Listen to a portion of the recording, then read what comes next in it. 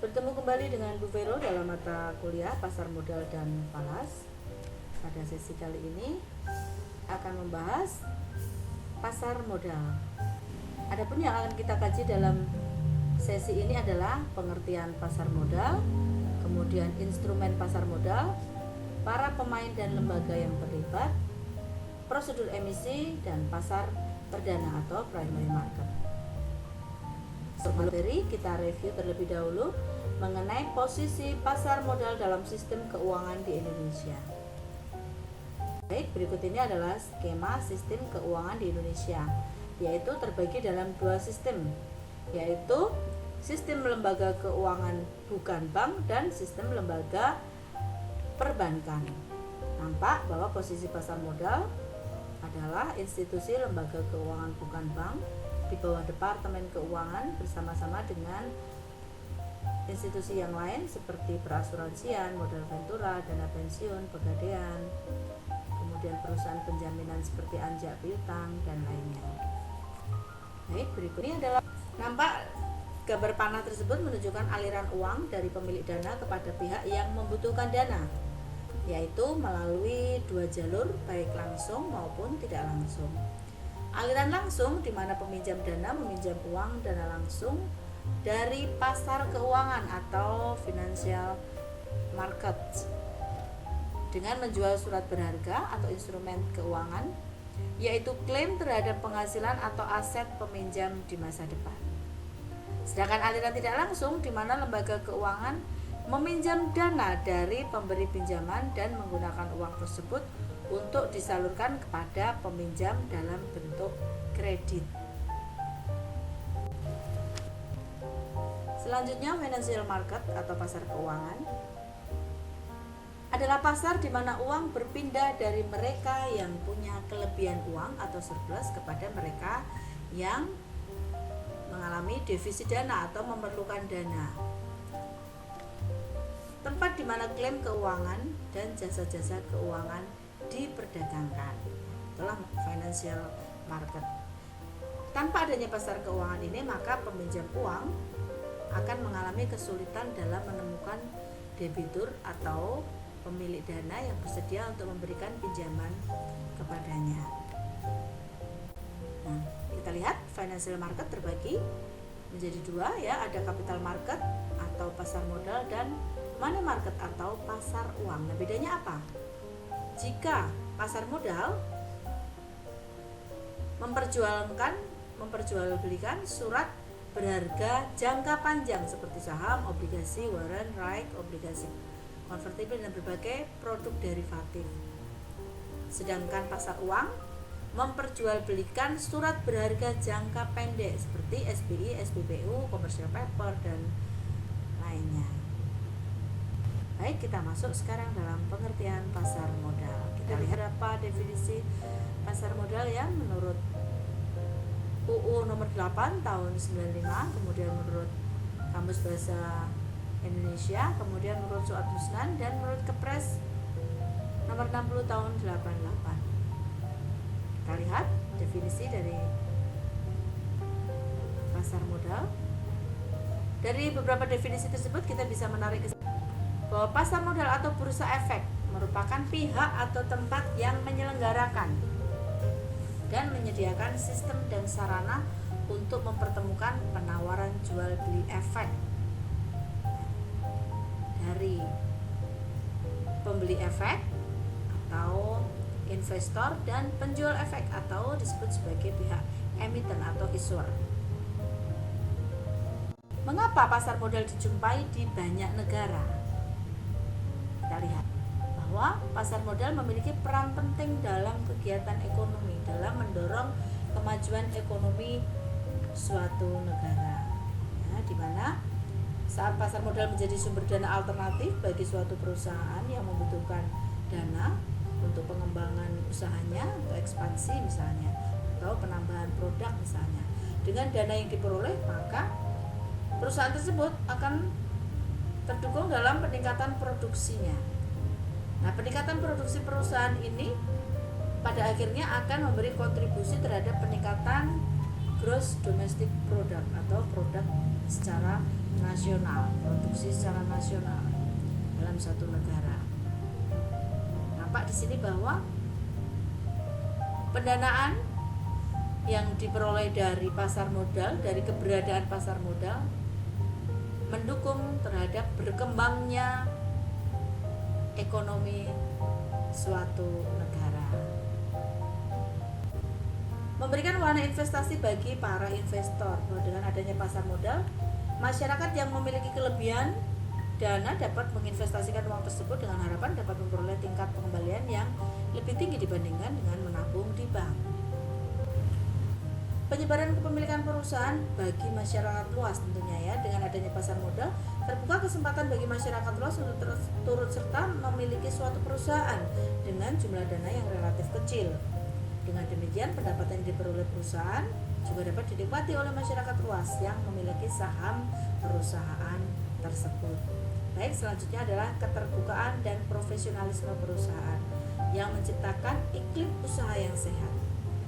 Perusahaan yang sahamnya telah dimiliki masyarakat luas harus bersikap profesional dan terbuka. Perusahaan juga harus mempertanggungjawabkan dana masyarakat dengan cara bersikap terbuka dan menunjukkan kinerja yang baik sehingga akan tercipta iklim berusaha yang sehat. Nah, manfaat yang terakhir adalah menciptakan lapangan kerja atau profesi yang ada di pasar modal. Ada berbagai profesi yang ada di pasar modal ya. Selain itu, dengan pendanaan yang diperoleh dari pasar modal, terbukti bahwa pasar modal mendorong industri tumbuh. Nah, dengan pertumbuhan industri ini menyerap tenaga kerja yang lebih banyak. Di samping tentunya lapangan kerja yang disediakan oleh pasar modal seperti analis, pialang atau broker, akuntan publik, konsultan hukum, dan sebagainya.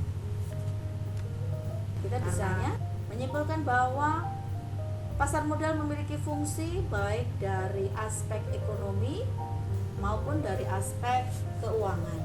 Dari aspek ekonomi, bahwa pasar modal menyediakan fasilitas atau wahana untuk mempertemukan dua kepentingan yang memiliki kelebihan dana atau investor atau disebut juga sebagai lender, dan yang memerlukan atau kekurangan dana disebut sebagai issuer, yang kemudian menerbitkan efek atau surat berharga yang dijual untuk mendapatkan dana ya. Karenanya disebut sebagai pihak emiten atau borrower.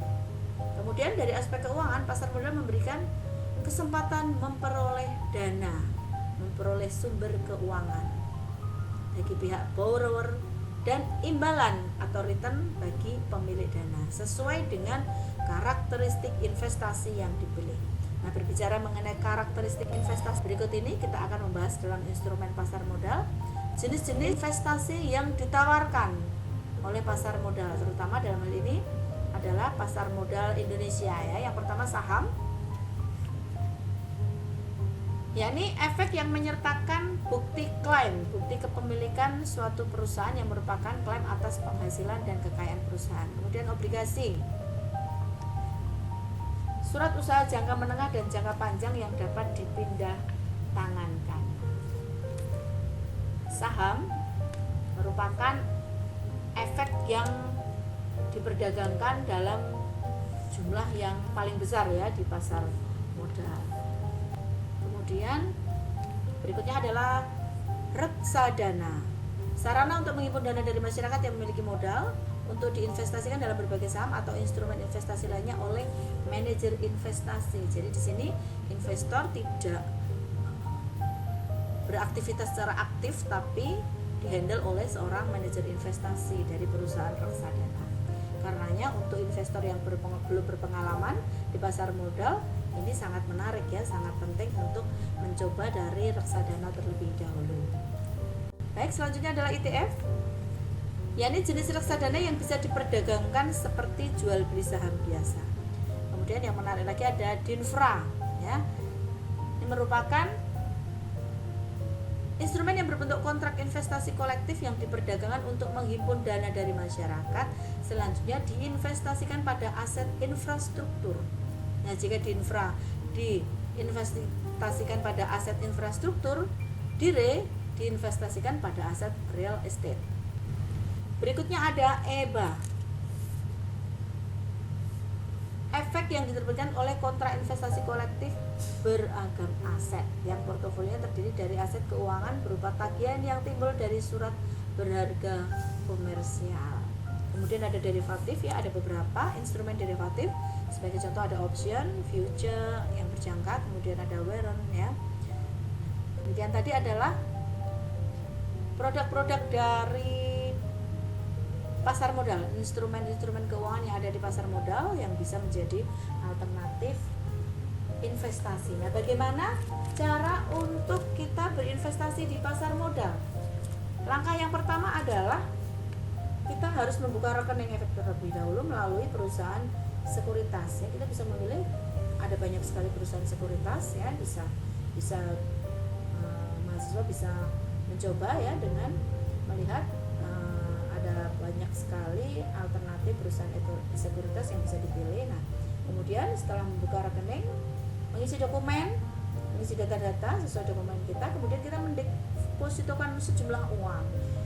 Nah, untuk uang ini kita bisa mencoba dari 100.000, ya, untuk mencoba, jadi tidak perlu jumlah yang besar. 100.000 pun bisa untuk mencoba berinvestasi di pasar modal. Nah, setelah akun di approve, baru kemudian bisa melakukan transaksi. Nah, perbedaannya di masa sekarang ini dengan zaman dahulu, kalau dulu untuk proses pembukaan rekening sampai di approve itu bisa hitungan minggu. Nah, sekarang ini hanya hitungan jam. Jadi silakan dicoba, ya. Nah, sekarang kita melihat sekilas mengenai saham.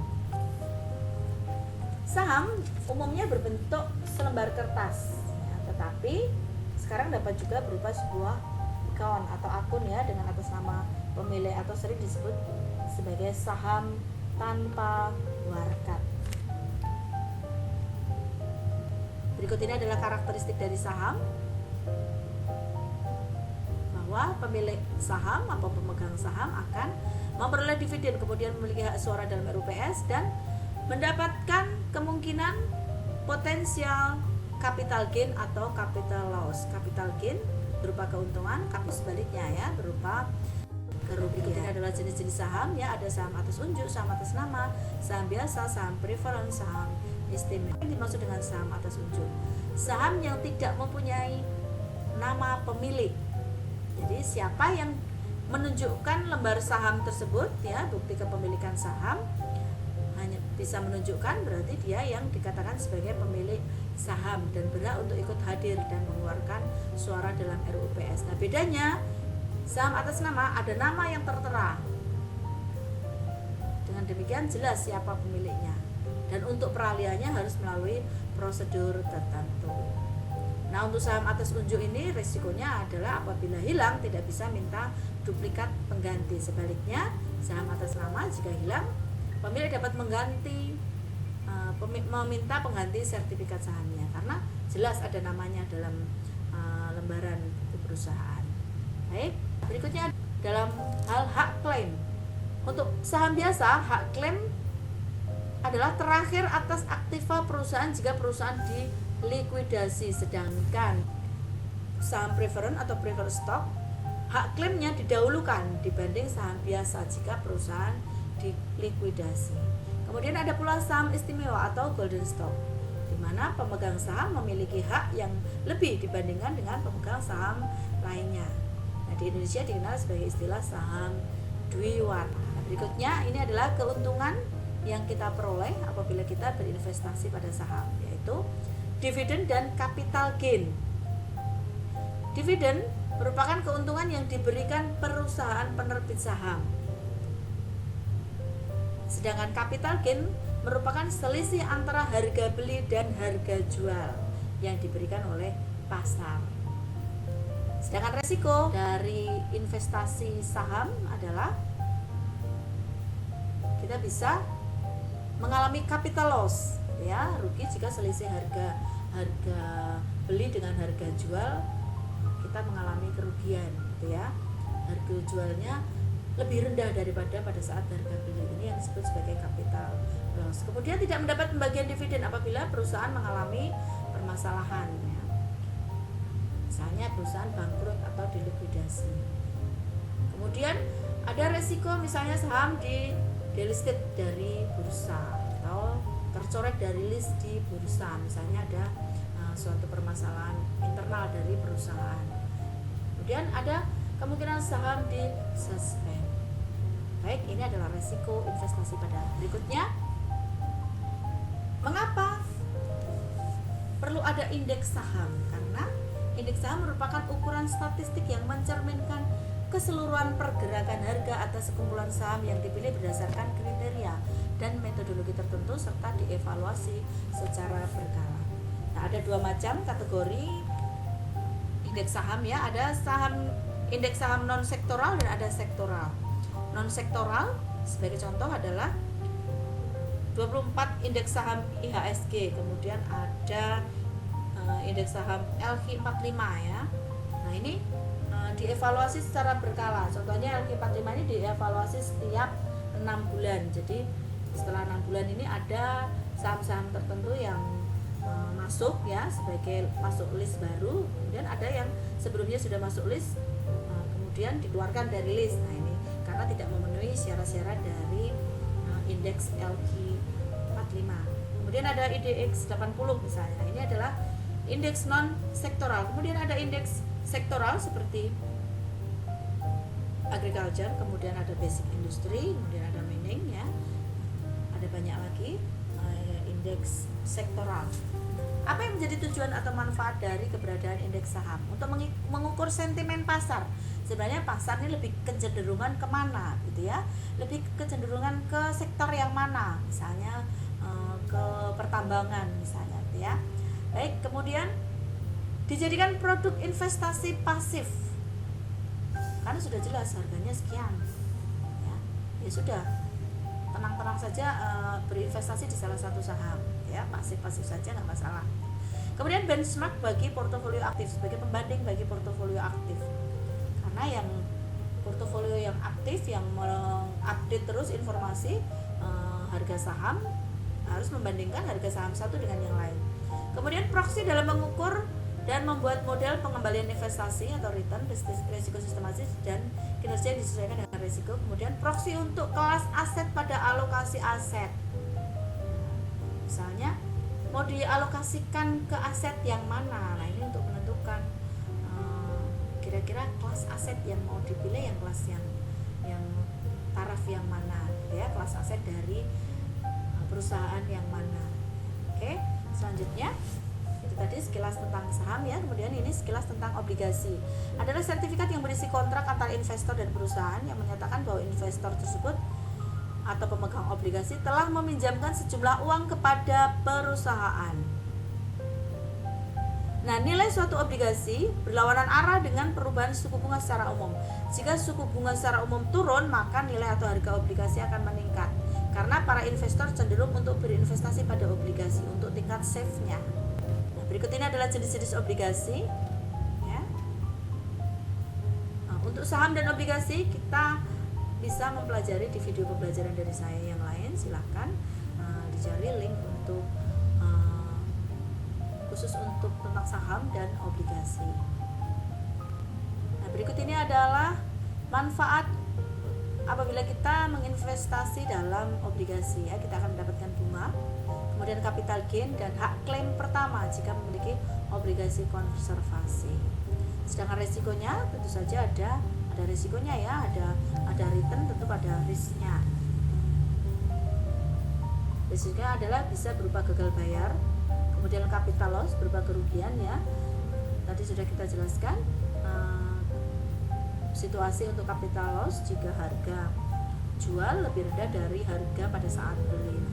Ada risiko lagi liability, yaitu risiko ketika emiten atau penerbit surat berharga, penerbit efek obligasi menebus obligasi sebelum jatuh tempo. Nah, ini borrowernya lendernya tidak mendapatkan apa-apa di sini ya saat obligasi ditebus oleh penerbit atau emiten. Baik, selanjutnya berikut ini adalah contoh dari beberapa instrumen derivatif atau turunan. Ada right, kemudian ada warrant. Selanjutnya, siapa sajakah yang menjadi pemain dan lembaga yang terlibat dalam pasar modal. Pihak yang diklaim sebagai pemain utama di pasar modal adalah yang pertama emiten, kedua investor, yang ketiga adalah lembaga penunjang. Nah, lembaga penunjang ini banyak sekali. Kita akan lihat di uraian masing-masing lebih detail. Yang pertama adalah emiten. Adalah perusahaan yang menjual surat-surat berharga atau perusahaan yang melakukan emisi di pasar bursa. Ya, emiten berarti yang menjual. Emisinya adalah penjualannya, melakukan penjualan ya. Nah, emiten ini harus pada akhirnya nanti akan diwajibkan membayar sejumlah return atau pengembalian kepada pihak investor ya, atau lender. Nah, emiten ini disebut sebagai borrower ya, atau peminjam dana dari pihak investor atau issuer ya. Kemudian tujuan dari emiten untuk melakukan emisi bisa untuk perluasan usaha, ekspansi misalnya, atau untuk perbaikan struktur modalnya, menyeimbangkan antara modal sendiri dengan modal asing misalnya.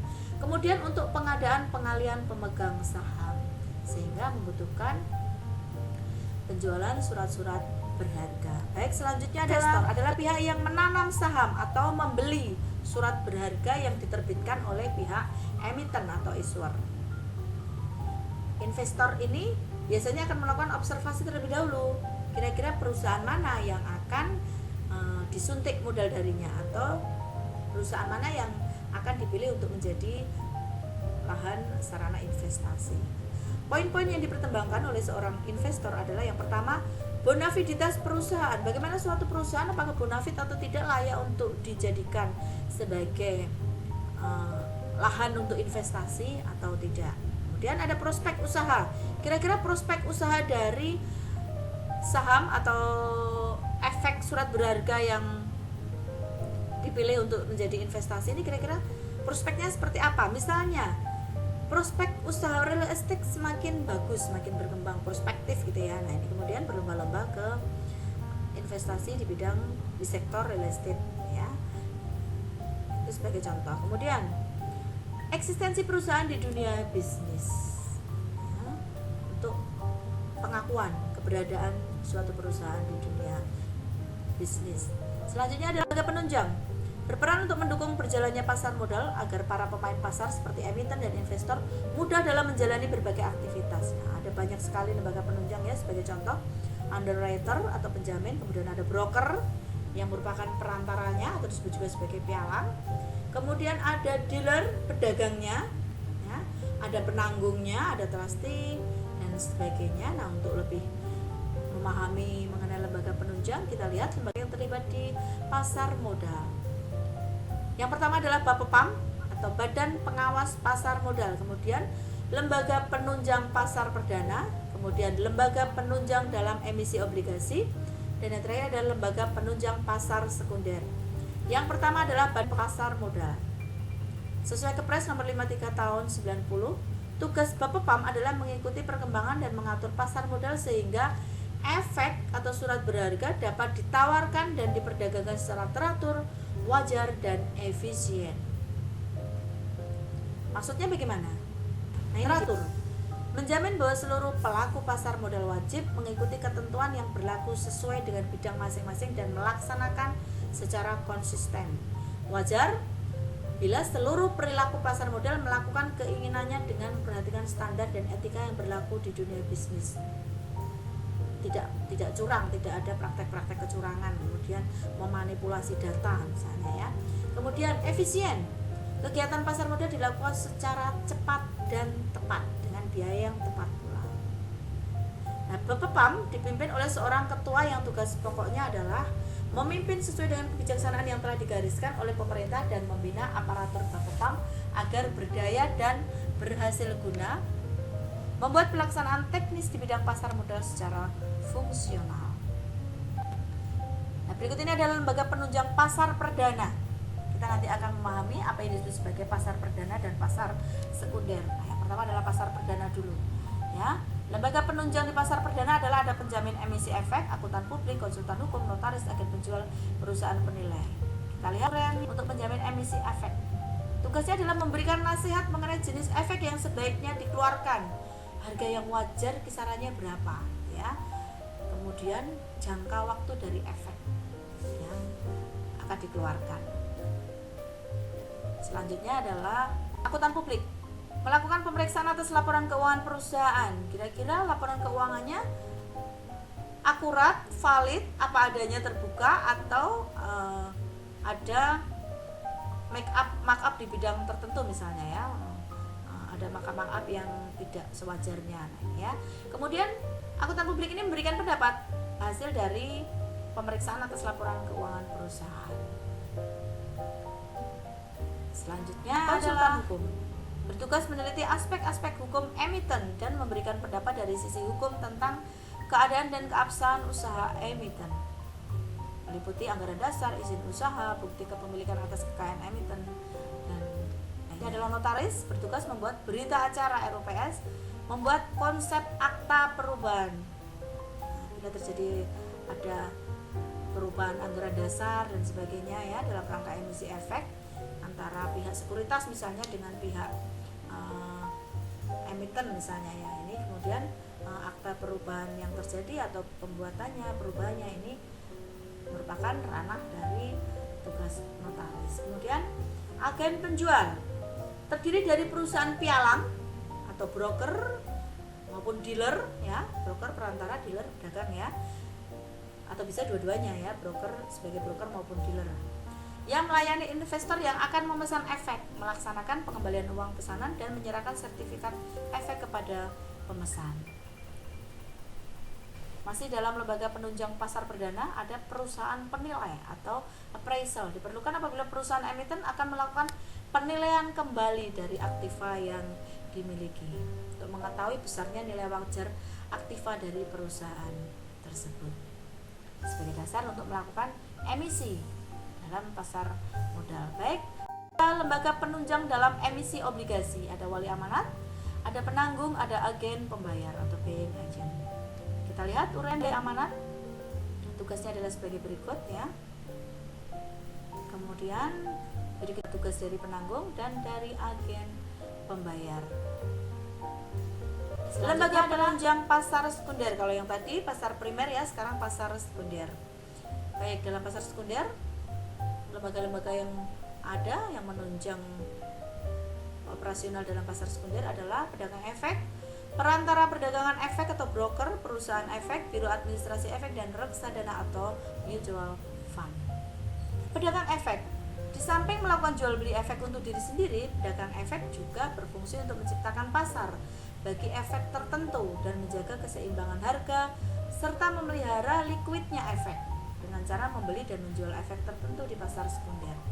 Kemudian broker bertugas menerima order jual dan order beli investor. Nah, ini yang menghandle ini broker ya, baik order jual maupun order beli dari setiap investor untuk kemudian ditawarkan di bursa efek. Jadi bukan investor menawarkan sendiri ya, tapi melalui broker. Nah, atas jasa keperantaraan broker ini, maka broker mengenakan sejumlah fee kepada investor. Berikutnya adalah perusahaan efek atau perusahaan sekuritas ya, tadi telah kita bahas bahwa ada banyak sekali perusahaan sekuritas. Silakan Anda memilih perusahaan sekuritas mana yang menjadi pilihan Anda untuk berinvestasi.